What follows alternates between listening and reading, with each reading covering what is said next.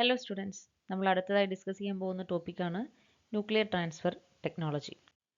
പേര് പോലെ തന്നെ ന്യൂക്ലിയസിനെ ട്രാൻസ്ഫർ ചെയ്യുന്ന ടെക്നിക്കാണ് ന്യൂക്ലിയർ ട്രാൻസ്ഫർ ടെക്നോളജി എന്ന് പറയുന്നത്. എവിടെ നിന്ന് എവിടേക്കാണ് നമ്മൾ ട്രാൻസ്ഫർ ചെയ്യുന്നതെന്ന് വെച്ചാൽ, നമുക്ക് ഡോണർ സെല്ലിനകത്തുനിന്ന് അൺഫെർട്ടിലൈസ്ഡ് ആയിട്ടുള്ള ഊസൈറ്റ് അല്ലെങ്കിൽ അൺഫെർട്ടിലൈസ്ഡ് ആയിട്ടുള്ള എഗ്ഗിനകത്തോട്ടാണ് നമ്മൾ ട്രാൻസ്ഫർ ചെയ്യുന്നത്. ഈ ഡോണർ സെൽ എന്ന് പറയുന്നത് രണ്ട് രീതിയിലുള്ള ഡോണർ സെൽസ് അവൈലബിൾ ആയിട്ട് നമുക്ക് യൂസ് ചെയ്യാറുണ്ട്. ഒന്നാമത്തെ ടൈപ്പ് ഓഫ് ഡോണർ സെൽ എന്ന് പറയുന്നത് അൺഡിഫറൻഷിയേറ്റഡ് എംബ്രിയോണിക് സെല്ലാണ്. ബട്ട് നമ്മൾ ഏറ്റവും കോമൺ ആയിട്ട് നമ്മൾ ചെയ്യുന്ന ഡോണർ സെൽ എന്ന് പറയുന്നത് സൊമാറ്റിക് സെൽസ് തന്നെയാണ്. അതുകൊണ്ട് തന്നെ ന്യൂക്ലിയർ ട്രാൻസ്ഫർ ടെക്നോളജിയെ നമ്മൾ കോമൺലി അറിയപ്പെടുന്നത് somatic cell nuclear transfer technique എന്നാണ്. അപ്പോൾ നമ്മൾ യൂസ് ചെയ്യുന്നത് കൂടുതലും സൊമാറ്റിക് സെൽസിനെയാണ് ഈ ഒരു ടെക്നിക്കിന് വേണ്ടിയിട്ട്. അപ്പോൾ ഇതിൽ നമ്മൾ ഒന്നുകൂടി ഡീറ്റെയിൽ ആയിട്ട് പറയുകയാണെങ്കിൽ ഇതിൽ നമ്മൾ ചെയ്യുന്നത് എന്താണെന്ന് വെച്ചിട്ടുണ്ടെങ്കിൽ, നമുക്ക് വേണ്ട സ്വഭാവങ്ങൾ അടങ്ങിയ ഒരു ന്യൂക്ലിയസ് അതിനെയാണ് നമ്മൾ ട്രാൻസ്ഫർ ചെയ്യുന്നത്. നമുക്ക് വേണ്ട സ്വഭാവങ്ങൾ എവിടെ അടങ്ങിയിട്ടുള്ളത്? DNA-ക്കകത്ത്. DNA എവിടെ ഇരിക്കുന്നത്? ന്യൂക്ലിയസിനകത്ത്. അപ്പോൾ അതുകൊണ്ടാണ് ഈ ന്യൂക്ലിയസിനെ നമ്മൾ ട്രാൻസ്ഫർ ചെയ്യുന്നത്. ഈ ന്യൂക്ലിയസിനെ എടുത്തിട്ട് അൺഫെർട്ടിലൈസ്ഡ് എഗ്ഗിനകത്തോട്ടാണ് നമ്മൾ ട്രാൻസ്ഫർ ചെയ്യുന്നത്.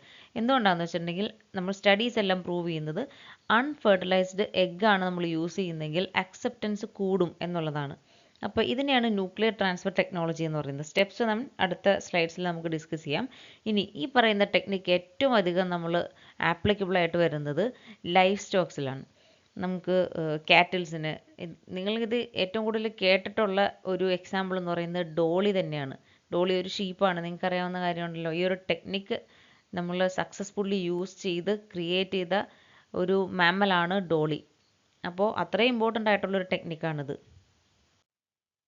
ഇതാണ് നമുക്ക് ആ ഒരു ടെക്നിക്ക് വേണ്ടിയിട്ട് നമ്മൾ യൂസ് ചെയ്യുന്ന സ്റ്റെപ്സ് എന്ന് പറയുന്നത്. സൂക്ഷിച്ച് നോക്കുക, അതിനകത്ത് നമുക്ക് രണ്ട് ടൈപ്പ് സെൽസിനെ കാണാം. ഈ ഗ്രേ കളറിൽ കൊടുത്തിരിക്കുന്ന ഒരു സെല്ലാണ്, യെല്ലോ കളറിൽ കൊടുത്തിരിക്കുന്നത് മറ്റൊരു സെല്ലാണ്. ഏതൊക്കെ സെല്ലാണെന്ന് നോക്കി. ഗ്രേ കളറിൽ കൊടുത്തിരിക്കുന്നത് സൊമാറ്റിക് സെല്ലും യെല്ലോ കളർ കൊടുത്തിരിക്കുന്നത് എഗ് സെല്ലും ആണ്. നമ്മൾ പറഞ്ഞു നമ്മൾ യൂസ് ചെയ്യുന്നത് അൺഫെർട്ടിലൈസ്ഡ് എഗ് സെല്ലാണ്. ഈ സൊമാറ്റിക് സെല്ലിനകത്താണ് നമുക്ക് വേണ്ട സ്വഭാവങ്ങളുള്ള DNA അടങ്ങിയിരിക്കുന്ന ന്യൂക്ലിയസ്. ഈ റെഡ് കളറിൽ കൊടുത്തിരിക്കുന്നുണ്ടോ? ഇതാണ് നമുക്ക് വേണ്ട സ്വഭാവങ്ങളെ ക്യാരി ചെയ്യുന്ന DNA ഇരിക്കുന്ന ന്യൂക്ലിയസ് എന്ന് പറയുന്നത്. ഈ എഗ് സെല്ലിനകത്ത് പച്ച കളറിൽ കിടക്കുന്ന ഈ ന്യൂക്ലിയസ് ഉണ്ടല്ലോ, ഇത് നമുക്കിപ്പോൾ ആവശ്യമില്ല. ഇതിനെ നമ്മൾ എന്ത് ചെയ്യുന്നു? എടുത്ത് കളയാണ് ചെയ്യുന്നത്. ഇതാണ് നമ്മൾ എപ്പോഴും ആദ്യം ചെയ്യുന്ന ഫസ്റ്റ് സ്റ്റെപ്പ് എന്ന് പറയുന്നത്. ഇതാണ് നമ്മൾ എടുത്തു വെച്ചിരിക്കുന്ന ഊസൈറ്റിനകത്ത് നിന്നും വേണ്ടാത്ത ന്യൂക്ലിയസിനെ എടുത്ത് കളയുക എന്നുള്ളതാണ് നമ്മുടെ ആദ്യത്തെ സ്റ്റെപ്പ്. അതിന് ശേഷമാണ് നമ്മളുടെ ഡോണർ, ഇതാണ് സൊമാറ്റിക് സെല്ലാണ് ഡോണർ. ഈ ഡോണറിനകത്ത് നിന്ന് നമുക്ക് ആവശ്യമായ ന്യൂക്ലിയസിനെ നമ്മൾ എടുക്കുന്നു. ആദ്യമേ നമ്മൾ കാലിയാക്കി വെച്ചിരിക്കുന്ന എഗ് സെൽ ഉണ്ടല്ലോ, ആ എഗ് സെല്ലിനകത്തോട്ട് ട്രാൻസ്ഫർ ചെയ്യുന്നു. നമ്മുടെ മഞ്ഞ കളറിലിരുന്ന എഗ് സെല്ലിനകത്തോട്ട് ഇവരുടെ ചുമന്ന കളറിലുള്ള ന്യൂക്ലിയസ് ഇവിടെ വന്നു കഴിഞ്ഞു.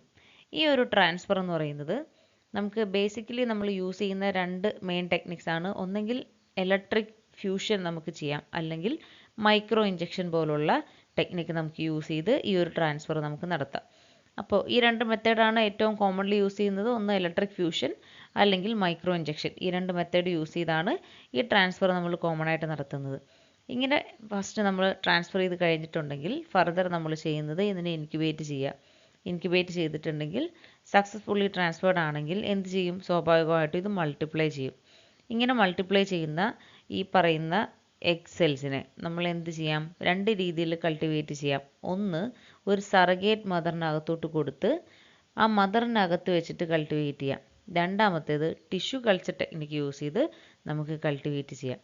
അപ്പോൾ ഏറ്റവും കോമൺലി ലൈഫ് സ്റ്റോക്സിൽ നമ്മൾ ഏറ്റവും കോമൺലി ചെയ്യുന്നത് സറഗേറ്റ് മദറിനകത്ത് കൊടുത്ത് ഈ പറയുന്ന ന്യൂക്ലിയർ ട്രാൻസ്ഫർ ചെയ്ത സെല്ലിനെ നമ്മൾ വളർത്തിയെടുക്കുക എന്നുള്ളതാണ് ഏറ്റവും കോമൺലി നമ്മൾ ചെയ്യുന്നത്.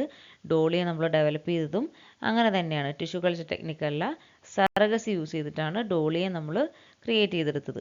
അപ്പോൾ ടെക്നിക്ക് മനസ്സിലായല്ലോ.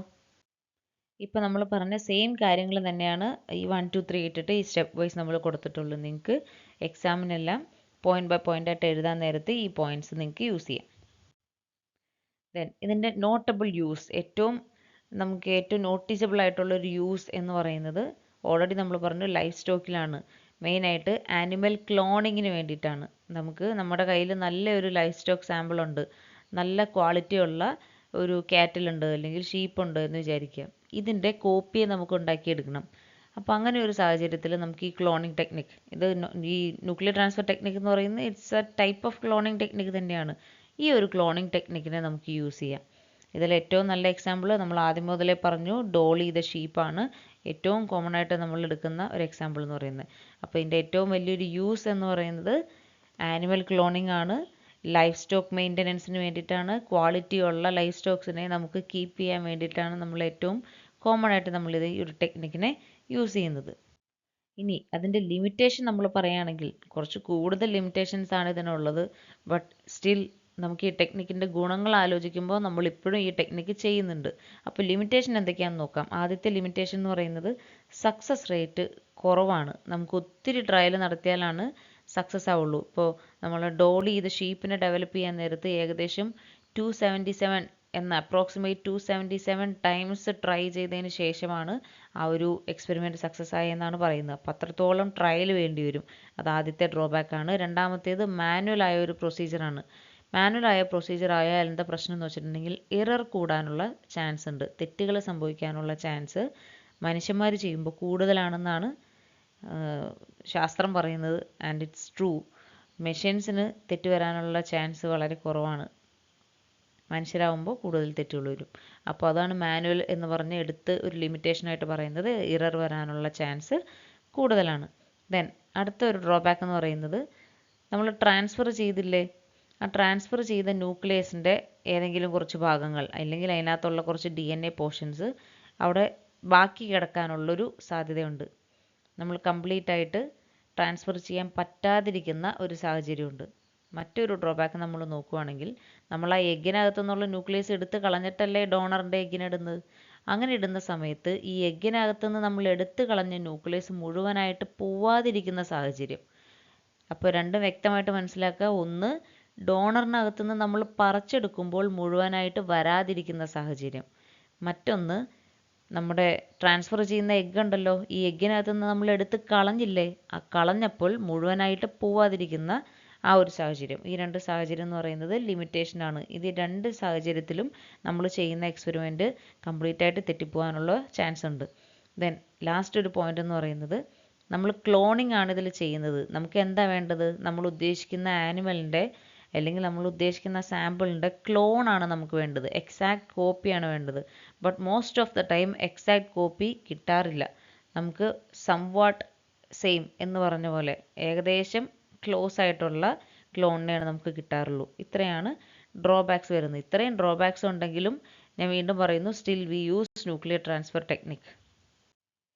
അപ്പോൾ എന്തെങ്കിലും സംശയങ്ങൾ ന്യൂക്ലിയർ ട്രാൻസ്ഫർ ടെക്നിക്കിനെ കുറിച്ചിട്ടുണ്ടെങ്കിൽ കമൻറ്റിൽ ചോദിക്കുക. Okay, thank you.